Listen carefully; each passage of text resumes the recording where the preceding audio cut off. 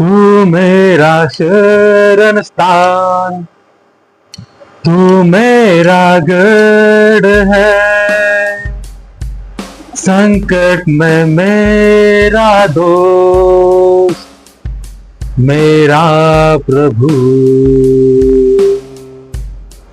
आराधना करूं मैं पूरे दिल से, मैं तुझे ढूंढूंगा संपूर्ण जीवन में, तेरी सेवा करूंगा अपनी सारी चीजों से। मैं हूँ यहाँ, मैं हूँ यहाँ प्रभु, मैं हूँ यहाँ। उद्धारक मेरा तू, मेरी चंगाई है, संकट में सामर्थ है, तू मेरा प्रभु।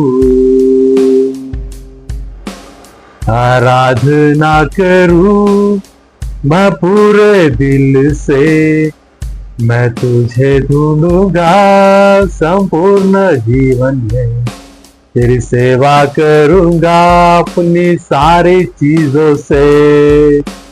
मैं हूँ यहाँ, मैं हूँ यहाँ, मैं हूँ यहाँ प्रभु, मैं हूँ यहाँ। तू मेरा चरवाहा, मुझको चलाएगा, मुझको संभालेगा, तू मेरा प्रभु। आराधना करूं मैं पूरे दिल से, मैं तुझे ढूंढूंगा संपूर्ण जीवन में, तेरी सेवा करूंगा अपनी सारी चीजों से। मैं हूँ यहाँ, मैं हूँ यहाँ, मैं हूँ यहाँ प्रभु, मैं हूँ यहाँ। मैं आपका स्वागत करता हूँ। मैं हूँ प्रवीण बनकर। मैं आपको बताने जा रहा हूँ यीशु के उन बातों को जो पवित्र शास्त्र में लिखे। ध्यान से सुनना कि मैं क्या कहने जा रहा हूँ। यीशु मसीह ने अपने 12 चेलों को पास बुलाकर उन्हें अशुद्ध आत्मा के ऊपर अधिकार दिया और हर एक प्रकार की बीमारी, हर एक प्रकार की दुर्बलता को चंगा करो, यह अधिकार उनको दिया। उन शिष्यों के नाम थे, उन चेलों के नाम थे, शिमोन जो पेत्रस कहलाता है, यूहन्ना, अंद्रियास, यूहन्ना, याकूब, फिलिप्पुस और बरतुल्मै, थोमा और चुंगी लेने वाला मत्ती, हलफई का पुत्र याकूब, तहे, शिमोन कनानी और यहूदा इस्करियोत। ये उन 12 चेलों के नाम है। पहला जो शिमोन पेत्र कहलाता है, उसका भाई अंद्रिया, जब्दी का पुत्र याकूब और उसका भाई यूहन्ना, फिलिप्पुस और बरतुल्मै, थोमा और चुंगी लेने वाला मत्ती, हलफई का पुत्र याकूब, तहे, शिमोन कनानी और यहूदा इस्करियोत। इन 12 चेलों को यीशु ने सिर्फ बुलाया कि चलो मेरे पीछे, और वो सिर्फ चल पड़े। वो जो कुछ भी काम कर रहे थे, कोई मछली पकड़ रहा था, कोई जाले सीधे कर रहा था, तो कोई चुन्नी लेने वाला था, तो इनको सिर्फ बोला कि मेरे पीछे हो ले, वो सब उसके पीछे हो लिए। हालेलुया। हम आगे देखते हैं मत्ती का 10वां अध्याय, उसके अंदर यीशु ने क्या कहा? परंतु इसराइल के घराने ही की खोई हुई भेड़ों के पास जाना। इन 12 शिष्यों ने यह निर्देश देकर भेजा, अन्य जातियों की ओर न जाना और सामरियों के किसी नगर में प्रवेश न करना, और चलते चलते प्रचार करके कहो कि स्वर्ग का राज्य निकट आ गया। यीशु ने उन 12 चेलों को कहा कि तुम निकल पड़ो और चलते चलते कहो कि स्वर्ग का राज्य निकट आ गया। बीमारों को चंगा करो, मुर्दों को जिलाओ, अशुद्ध आत्माओं को ठीक करो, और जो तुम्हें फुकड़ दिया है तुम भी फुकड़ दो। हालेलुया। देखो यीशु क्या कह रहा है 8वें अध्याय में, मत्ती का 8वां अध्याय के अंदर वो कह रहा है कि बीमारों को चंगा करो, मरों को जिलाओ, कोढ़ियों को शुद्ध करो, दुष्ट आत्माओं को निकालो, तुमने फुकट लिया है फुकट दो। देखो यीशु के पास जो अधिकार था, यीशु ने जो अंधों को चंगा किया था, जो मुर्दों को चंगा किया था, जो कोढ़ियों को चंगा किया था, वो अधिकार यीशु ने उन शिष्यों को दे दिया, उनको दे दिया फुकट में कि तुम उनको चंगा कर दो। हालेलुया। और आज भी उसके काम होते हैं। यीशु के शिष्य तो इस दुनिया में नहीं है, लेकिन जो विश्वासी लोग हैं, जो विश्वास रखते हैं यीशु के ऊपर, उनसे वो चमत्कार होते हैं, उनसे वो चमत्कार होते हैं। वो बंधनों में से निकाले लोगों को चंगा कर दे, वो भी मुर्दों को चंगा कर दे, मरों को चंगा कर दे। सिर्फ शिष्य, हालेलुया, ये सिर्फ कहने से होता है, क्योंकि वो जिंदा खुदा है। और उनको यीशु ने और एक कहा कि अपने बटुओं में ना सोना और ना रुपया और ना तांबा रखना, मार्ग के लिए झोली रखना, ना 2 कुर्ते, ना जूते और ना लाठी लो, क्योंकि मजदूर को उसका भोजन मिलना चाहिए। जिस किसी नगर या गांव में जाओ तो पता लगाओ कि वहां कौन योग्य है, और जब तक वहां से न निकलो उसी के यहाँ रहो। देखो क्या बोल रहा है, जिस किसी गांव में जाओगे तो वहां पे खोज करो कि तुम्हारे योग्य कौन है, और उसके वहां पे ही रहना, और घर में प्रवेश करते हुए उससे आशीष देना। जिस घर में तुम जाओगे तो तुम उन्हें आशीष देना। यदि उस घर के लोग योग्य होंगे तो तुम्हारा कल्याण उन पर पहुंचेगा, परंतु यदि वे योग्य न हो तो तुम्हारा कल्याण तुम्हारे पास लौट आएगा। हालेलुया। जिस घर में अगर तुम जाओ तो आशीष देते रहो, वो घर योग्य होगा तो तुम्हारा कल्याण उन पर जाकर पहुंच जाएगा। और जो कोई तुम्हें ग्रहण न करे और ना तुम्हारी बातें न सुने, उस घर या उस नगर से निकलते हुए अपने पांव की धूल झाड़ डालो। देखो यीशु क्या कह रहा है कि जो कोई तुम्हें ग्रहण न करे, न तुम्हारी बातें सुने, तो उस घर से या उस शहर से निकलते हुए वहां की धूल भी अपने पैरों के तले न लगा देना, निकाल डालना उसी समय। हालेलुया। मैं तुमसे सच कहता हूं कि न्याय के दिन उस नगर की दशा से सदोम और गमोरा के नगर की दशा अधिक सहने योग्य होगी। देखो मैं तुम्हें भेड़ों की तरह भेड़ियों के बीच में भेजता हूं, इसलिए सांपों की तरह बुद्धिमान और कबूतरों की तरह भोले बनो। हालेलुया। परंतु लोगों से सावधान रहो, क्योंकि वे तुम्हें सभाओं में सौंपेंगे और अपने आराधनालयों में तुम्हें कोड़े मारेंगे। संभाल कर रहो। तुम मेरे लिए राज्यपालों और राजाओं के सामने उन पर और अन्य जातियों पर गवाह होने के लिए पेश किए जाओगे। देखो क्या बोल रहा है यीशु मसीह पवित्र शास्त्र के अंदर, जब वे तुम्हें पकड़वाएंगे तो यह चिंता न करना कि तुम कैसे बोलोगे और क्या कहोगे, क्योंकि जो कुछ तुमको कहना होगा वह उस समय तुम्हें बता दिया जाएगा।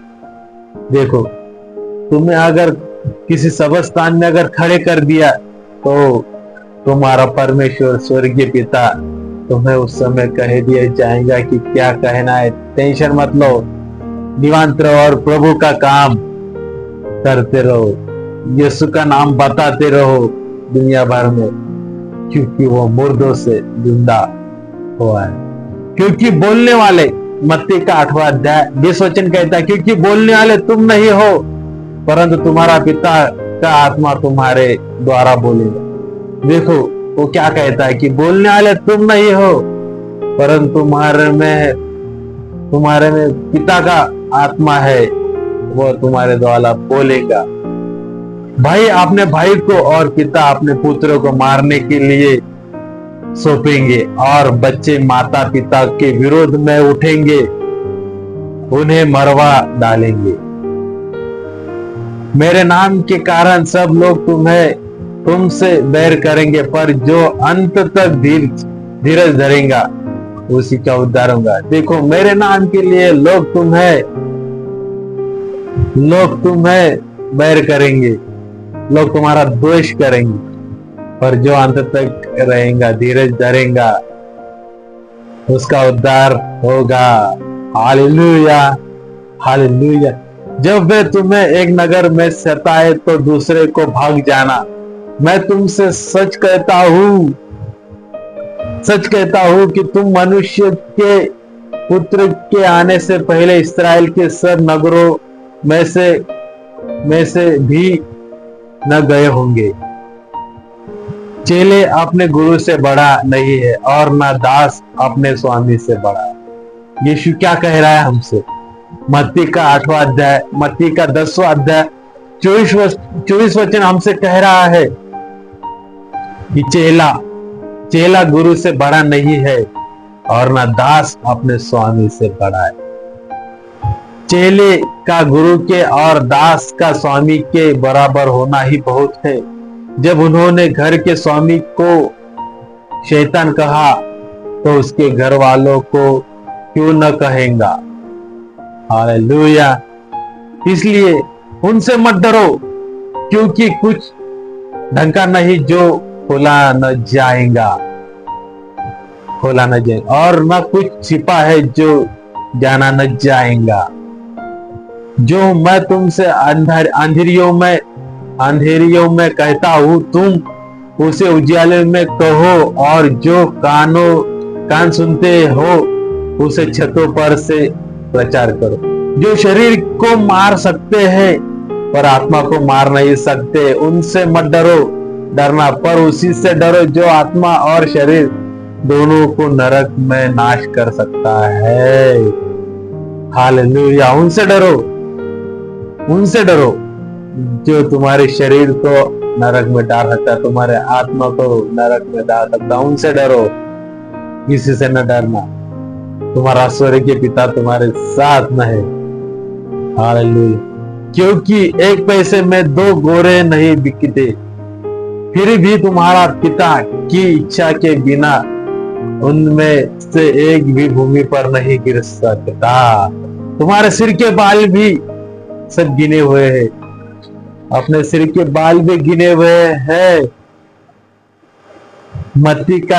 मत्ती का 10वां अध्याय 30वां वचन हमसे कहता है कि तुम्हारे सिर के बाल सब गिने हुए हैं, सब गिने हुए हैं। हालेलुया। इसलिए डरो नहीं, तुम बहुत गौरियों से बढ़कर मूल्यवान हो। तुम बहुत मूल्यवान हो।